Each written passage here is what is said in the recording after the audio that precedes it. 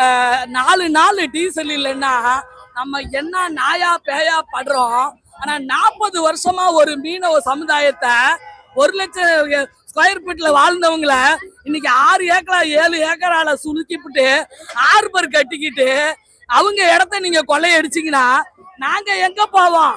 அங்கதான் போவோன்னு அந்த மீனவ சமுதாயத்தை போய் கைய வைக்க அவங்களுக்கு ஒரு எடுத்துக்காட்டான படமா தான் இந்த டீசலை வந்து எடுத்திருக்காங்க. கண்டிப்பா காரை பார்க் பண்ணிட்டு ஆர்எஸ் கண்டர்ல டீசலை போட்டுட்டு ஹரிஷ் கல்யாண் வந்து சூப்பரா வந்து இந்த படத்தை நடிச்சிருக்கு. இந்த படம் மீனவர்களுக்கான தீபாவளி நல்வாழ்த்துக்கெல்லாம் நான் கொடுக்குறேன். ஒட்டுமொத்த சமுதாயமும் மீனவர்களுக்கு நம்ம குரல் கொடுக்கணும். ஏன்னா எங்க போனாலும் நம்ம தமிழக மீனவர்களை தான் பிடிக்கிறாங்க.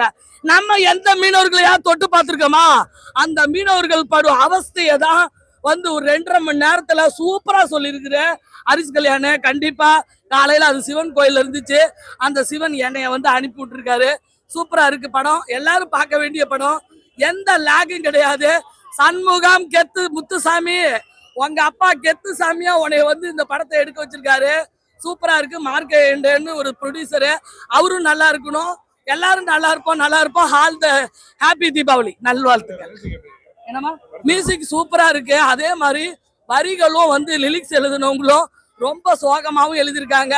கண்டிப்பா அதாவது வலையில விழுந்த மீனும் ஏன்னா லவ்ல விழுந்த ஆணும் மீண்டாதான் சரித்திரமே இல்லடா, அவ்வளவு அழகா லவ்வையும் சொல்லியிருக்கிறாங்க. தங்கதுரைக்கு மிகப்பெரிய ஒரு வாய்ப்பு இந்த படத்துல, நல்லா பண்ணியிருக்கிறாப்படி. அதை விட சந்தானம் ஃப்ரெண்டு வக்கீலா வந்து சூப்பரா தூள் கண்டிக்கு இருக்காங்க. எல்லாத்துக்குமே நல்ல வாய்ப்பை கொடுத்துருக்காரு சண்முகம் முத்துசாமி. இந்த சுகந்தியா கவி கெத்து சாமியா பாத்துக்க சாமி, நானும் நடிகை தான். ஓகேவா? சூப்பர்.